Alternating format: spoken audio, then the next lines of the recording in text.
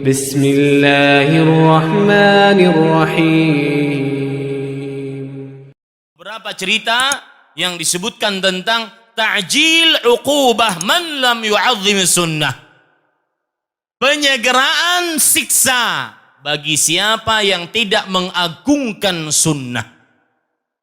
Dalam sebuah hadis riwayat Imam Muslim dari Salamah ibnul Aqwa' radhiyallahu anhu, anna rajulan akala 'inda Rasulillah sallallahu alaihi wasallam bishimalih. Pernah seseorang makan di depan Rasul sallallahu alaihi wasallam dengan tangan kirinya. Faqal, lalu Nabi Muhammad sallallahu alaihi wasallam bersabda, "Kul biyaminik." Makan dengan tangan kananmu. Lihat, nih Pak. Seperti yang saya singgung tadi. Yang kita bicarakan bukan hanya perkara akidah. Sunnah bukan hanya perkara akidah, keyakinan hati, tidak. Sunnah berkaitan dengan ibadah, berkaitan dengan muamalah, berkaitan dengan tingkah laku. Lihat, ini makan, perkara yang berkaitan dengan apa? Tingkah laku. Tapi ketika menyelisih sunnah, maka akan mendapatkan siksanya segera. Lihat, Rasul sallallahu alaihi wasallam bersabda, "Qul biyamini." Makan dengan tangan kanan, makanlah dengan tangan kanan. Dan sedikit menyimpang tentang hukum makan dengan tangan kanan, hukumnya wajib karena perintah. Dan al-aslu fil amri lil wujub. Asal hukum perintah menunjukkan kepada kewajiban. Qala la astati'. Aku tidak akan mampu. Dia mengatakan seperti ini karena dia sombong. Dia congkak dengan perintah Rasul sallallahu alaihi wasallam tersebut. Maka Nabi Muhammad sallallahu alaihi wasallam bersabda, "Lastata'ta ma mana'ahu illa al-kibru." Kamu tidak akan pernah bisa.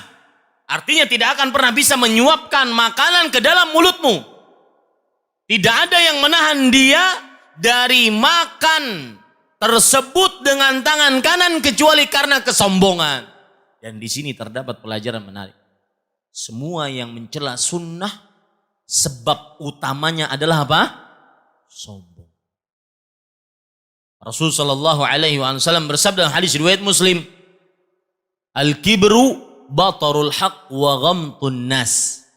Kesombongan adalah menolak kebenaran dan meremehkan manusia. Kemudian diceritakan oleh Salamah ibnul Aqwa bahwa ma rafa'aha ila fi. Orang tersebut akhirnya tidak bisa makan. Siksa yang disegerakan bagi yang mencela sunnah. Hadis yang lain dari Abu Hurairah radhiyallahu anhu, anna Rasulullah sallallahu alaihi wa alihi wasallam naha an yushraba min fi siqa. Nabi Muhammad sallallahu alaihi wasallam melarang untuk minum dari mulut teko. Dahulu teko yang dimaksud adalah kirbah. Kirbah adalah tempat air yang terbuat dari kulit. Ya, Nabi Muhammad SAW melarang meminum itu langsung dari mulut kirbah tadi. Mulut teko yang terbuat dari kulit tadi. Kenapa? Karena kulit tidak terlihat, tidak memperlihatkan air yang ada di dalamnya. Mungkin saja ada binatang, mungkin saja ada ini. Dan itu hikmah dari dilarangnya seseorang minum langsung dari mulut teko.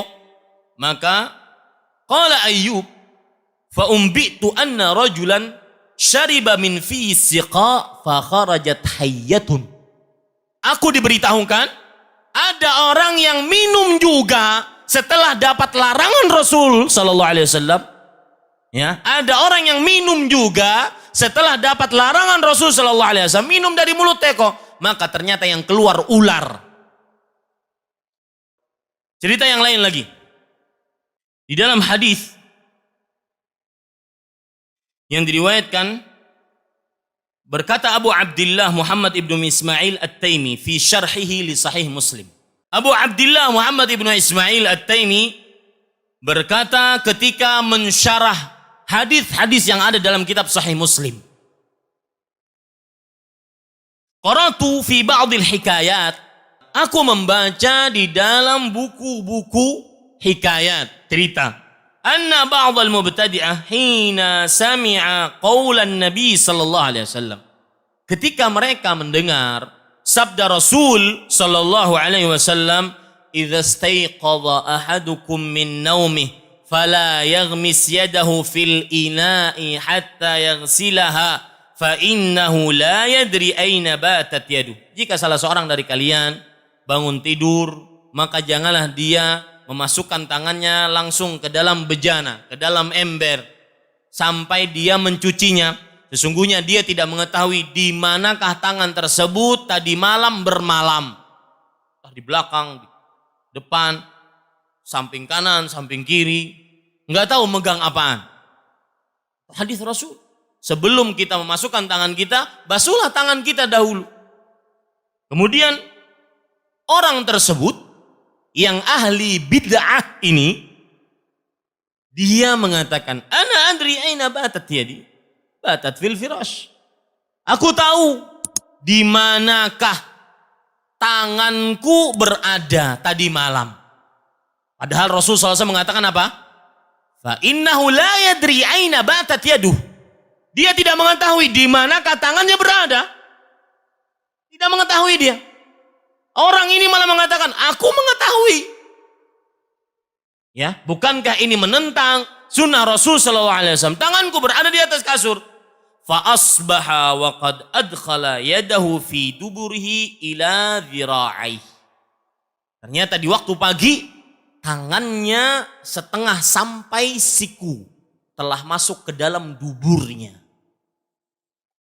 ke dalam pantatnya. Lihat, sunnah yang dicela, pencelanya akan disegerakan oleh Rasul oleh Allah Subhanahu wa taala siksanya. Qala An-Nawawi, Imam An-Nawawi rahimahullah mengomentari ayat cerita ini. Qala al-Hafidz Abdul Hafidz, isnadu hadhihi al-hikayah kal wajdi ay kara'il ain li anna ruwataha a'lamu a'immah. Cerita tadi, kalau seandainya ada yang meragukan, Imam Nawawi mengatakan sanad dari cerita tadi adalah seperti mata yang membelalak. Kalau bahasa kita, seperti matahari di siang bolong. Karena para perawinya seluruhnya adalah para imam. Sahih riwayatnya. Lihat bagaimana buruknya, celakanya pencela sunnah Nabi Muhammad sallallahu alaihi wa alihi wasallam. Lihat lagi sebuah riwayat yang disebutkan oleh Imam Az-Zahabi. Qala al-Qadhi Abu Thayyib, Al-Qadhi Abu Thayyib rahimahullah, kunna fi majlisin bi Jami'il Mansur. Kami di sebuah majlis di masjid yang bernama Jami' Mansur. Faja'a syabun Khurasani. Datang seorang pemuda berasal dari Khurasan. Fasa'ala an mas'alatil musarrat. Dia bertanya tentang masalah musarrat. Musarrat adalah masalah sapi diikat. Puting susunya dan tidak diperah. Sehingga sapi tersebut puting susunya kelihatan besar.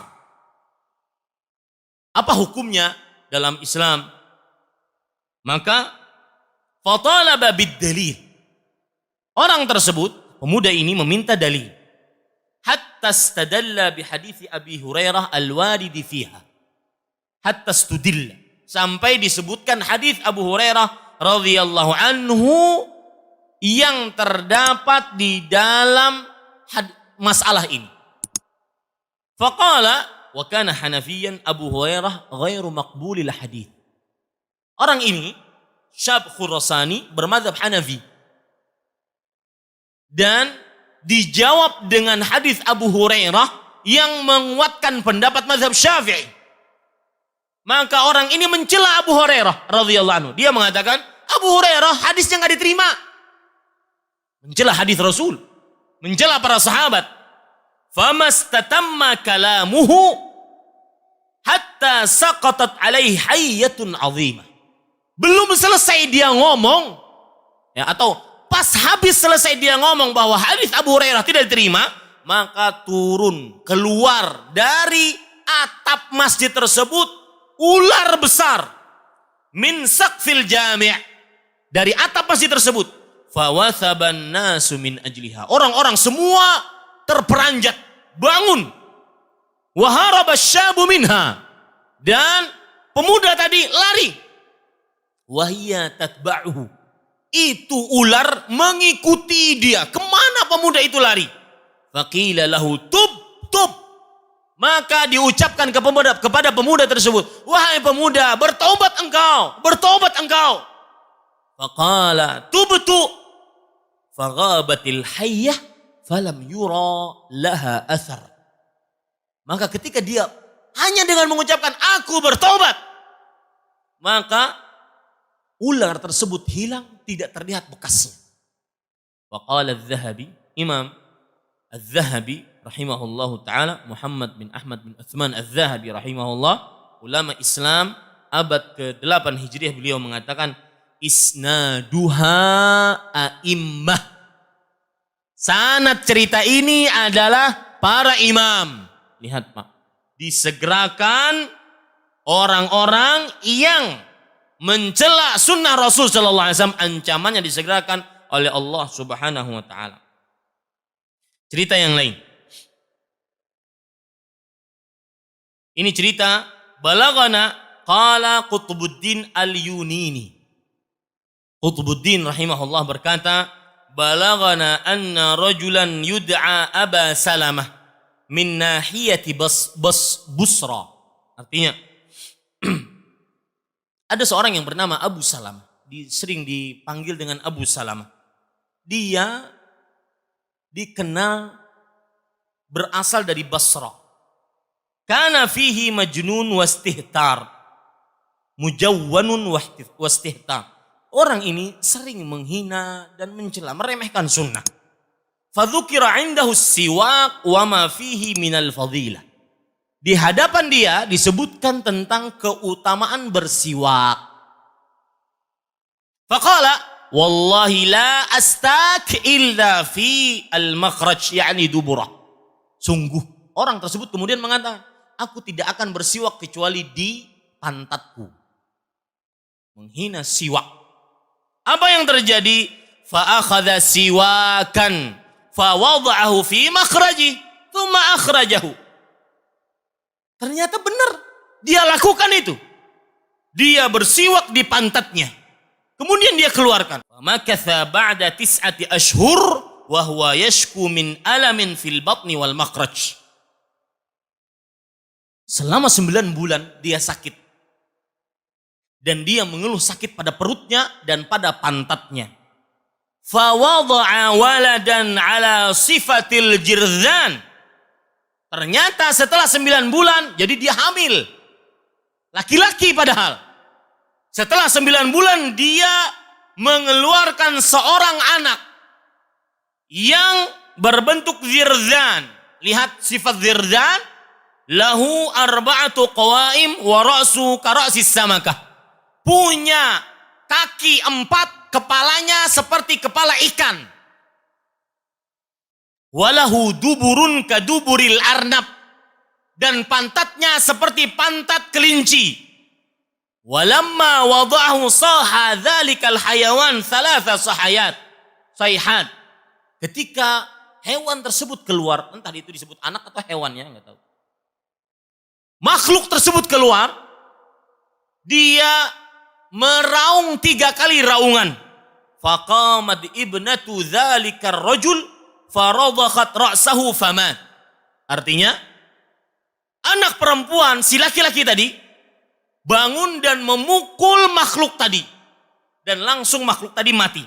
Wa asha dzalika ar-rajul ba'du wada'ahu lahu yauma ba'da wad'ihi lahu yaumain.